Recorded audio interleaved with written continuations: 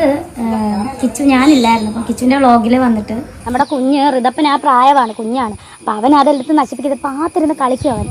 അവൻ അതെടുത്തിട്ട് ചിലപ്പം തടിയല്ലേ, അത് അങ്ങോട്ടും ഇങ്ങോട്ടും ഒടിച്ചു കളഞ്ഞാൽ പിന്നെ ഒരിക്കലും അത് നമുക്ക് ഉണ്ടാക്കാൻ പറ്റത്തില്ല നമുക്ക്. അതുകൊണ്ട് ഞാനതെടുത്ത് സൂക്ഷിച്ച് വെച്ചതാണ് ഓരോ അവാർഡുകൾ. കാരണം നമുക്കിനി മുന്നോട്ട് എന്തെങ്കിലും കാര്യങ്ങളൊക്കെ അവാർഡ് വെക്കാനുള്ള സാധനങ്ങളൊക്കെ നമ്മൾ സെറ്റ് ആക്കിയിട്ട് വീടിനകത്ത് അങ്ങനത്തെ സാധനങ്ങളൊന്നും ഇല്ല. കമന്റ് ബോക്സിൽ വന്നേക്കുന്നതാണ് രേണുവിന്റെ അവാർഡ് എടുത്തിട്ട് മുകളിൽ വെച്ചു, സുധിച്ചേട്ടന്റെ അവാർഡ് എടുത്തിട്ട് കട്ടിലിന്റെ അടിയിൽ വെച്ച് ഒളിപ്പിച്ചു. രേണുവിന് ഒരു മാസം കൊണ്ടല്ലേ ഇത്ര ഒരു 5 അവാർഡ്. അതല്ല ഞാനിങ്ങനെ വരുമ്പോൾ അങ്ങനെ എടുത്ത് വെക്കുന്നതല്ലാതെ സൂക്ഷിച്ച് വെച്ചതല്ല. സുധിച്ചേട്ടന്റെ അവാർഡ് കുഞ്ഞ് കളയാതിരിക്കാൻ വേണ്ടി, കുഞ്ഞല്ലേ അവൻ, ആ പ്രായമാണ്. Hi hello, welcome back to my YouTube channel. എന്തായാലും രേണുസുധിയുടെ എക്സ്പ്ലനേഷൻ വളരെ വൈറലായിക്കൊണ്ടിരിക്കുകയാണ്. എത്ര മനോഹരമായിട്ടാണ് നമുക്കത് വിശദീകരിച്ച് തരുന്നത് അല്ലേ. കുട്ടി എടുക്കാതിരിക്കാൻ അല്ലെങ്കിൽ കുട്ടി കേടുവരുത്താതിരിക്കാൻ ഞാൻ ഭദ്രമായി കട്ടിലിനടിയിൽ ചാക്കിൽ കെട്ടി വെച്ചിരിക്കുകയായിരുന്നു എന്ന്. കക്കാൻ പഠിച്ചവൻ നിൽക്കാനും പഠിച്ചിട്ടുണ്ടാവും എന്നുള്ള പോലെ തന്നെയാണ് ഈ ഒരു വിഷയവും. എന്തായാലും രേണുസുധി ഇത്ര പ്രശ്നങ്ങളിൽ നിന്നും താഴെ വീണാലും 4 കാലിൽ തന്നെ വീഴുമെന്നുള്ള കാര്യത്തിൽ ഒരു മാറ്റവുമില്ല. അത് നമുക്ക് ഇവിടെ തന്നെ മനസ്സിലായിട്ടുണ്ട്.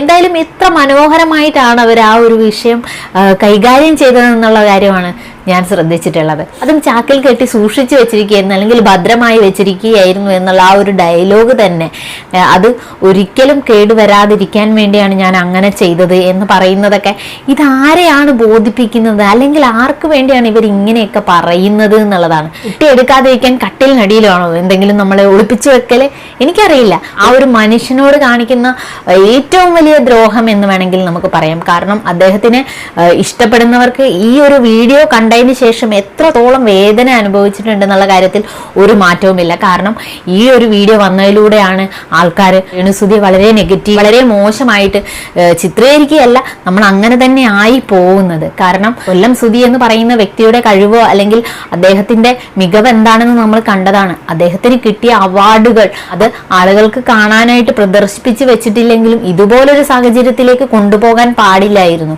ആ ഒരു വ്യക്തിയെ തന്നെ അപമാനിക്കുന്നതിന് തുല്യമായിട്ടാണ് നമുക്ക് ആ ഒരു അവാർഡുകൾ എടുത്തു വച്ചിരിക്കുന്നത് കാണുമ്പോഴേ തോന്നുന്നത്. എന്തായാലും രേണുസുധി ഈ ഒരു കാര്യത്തിൽ എത്ര എക്സ്പ്ലനേഷനുമായിട്ട് വന്നാലും അല്ലെങ്കിൽ എത്ര ന്യായീകരിച്ചാലും അതൊന്നും ആർക്കും അംഗീകരിക്കാൻ കഴിയാത്തൊരു കാര്യം തന്നെയാണ്. അല്ലെങ്കിൽ ഇന്നലെ വന്ന രേണുസുധിക്ക് കിട്ടിയ 2-3 അവാർഡുകൾ എടുത്ത് എന്തായാലും വരുന്നവർക്ക് കാണാൻ പാകത്തിന് വെച്ചിട്ടുണ്ട്.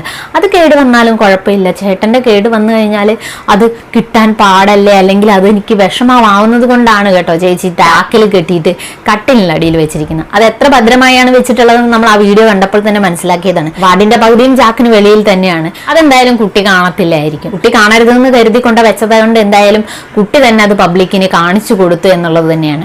എന്തായാലും ഒരു കാലത്തും ഇങ്ങനെയുള്ള കാര്യങ്ങൾ മറച്ചു വെക്കാൻ കഴിയില്ല, അല്ലെങ്കിൽ പിള്ളേരുടെ മനസ്സിൽ കള്ളമില്ല എന്നുള്ളത് തന്നെയാണ് ആ ഒരു വീഡിയോയിൽ നിന്നും നമുക്ക് മനസ്സിലാവുന്നത്. രേണുസുധി കള്ളങ്ങൾ കൊണ്ട് മെനഞ്ഞു വെച്ച ചീട്ട് കൊട്ടാരം തന്നെയാണ് ഇപ്പോൾ ഉടഞ്ഞു വീണിട്ടുള്ളത്.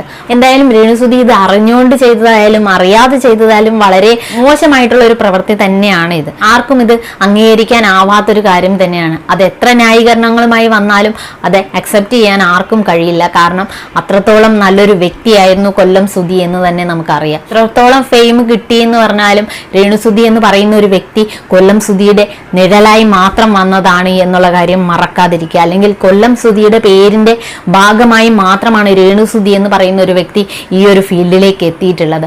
ആ ഒരു പേരില്ലാതെ അവർക്കൊരിക്കലും ഈ ഒരു രീതിയിലുള്ള ഒരു പോപ്പുലാരിറ്റി കിട്ടില്ലായിരുന്നു എന്നുള്ള കാര്യം അവർ മനസ്സിലാക്കുന്നില്ല, അല്ലെങ്കിൽ അത് അവർ അക്സെപ്റ്റ് ചെയ്യാനായിട്ട് ശ്രമിക്കുന്നില്ല. സാധാരണ കാണുന്നത് പോലെ തന്നെ അവരെന്ത് ചെയ്താലും കുഴപ്പമില്ല, അവൻ എൻ്റെ ഫ്രണ്ട് അല്ലേ എന്ന് പറഞ്ഞു കൂടെ നിൽക്കുന്ന പോലെയാണ് പ്രതീക്ഷി ഇതിലും കൂട്ടു നിൽക്കുന്നുണ്ട്. ആ ഒരു കള്ളങ്ങളൊക്കെ പറയുമ്പോഴും അല്ലെങ്കിൽ അതിനെ ന്യായീകരിക്കുമ്പോഴും അതിനെ സപ്പോർട്ട് ചെയ്ത് കൂടെ നിൽക്കാൻ കാണിച്ച പ്രതീഷിന്റെ മനസ്സ് നിങ്ങൾ കാണാതിരിക്കരുത്. അത്രയ്ക്ക് സപ്പോർട്ട് തന്നെയാണ് പ്രതീക്ഷയും കൊടുക്കുന്നത്. ഇങ്ങനെയുള്ള ആളുകൾ കൂടെ നിൽക്കുന്നത് കൊണ്ട് തന്നെയാണ് ഇവർ ഇങ്ങനെയുള്ള തെറ്റുകൾ കൂടുതൽ ചെയ്തു വരുന്നത്, അല്ലെങ്കിൽ ഇങ്ങനെയുള്ള തെറ്റുകളെ ഇങ്ങനെ സിമ്പിളായിട്ട് ന്യായീകരിച്ചു വരുന്നത്. എന്തായാലും ചേച്ചി പറഞ്ഞ ഈ ഒരു എക്സ്പ്ലനേഷൻ നിങ്ങൾ എങ്ങനെയാണ് എടുത്തിട്ടുള്ളത്? എന്തായാലും നിങ്ങളുടെ അഭിപ്രായം കമന്റ് ആയിട്ട് അറിയിക്കുക. വീഡിയോ ഇഷ്ടപ്പെട്ടെങ്കിൽ ലൈക്ക് ചെയ്യുക, ഷെയർ ചെയ്യുക, കമന്റ് ചെയ്യുക. പുതിയൊരു വീഡിയോ ആയിട്ട് നമ്മൾ വീണ്ടും വരുന്നതായിരിക്കും. അതുവരെ ബൈ.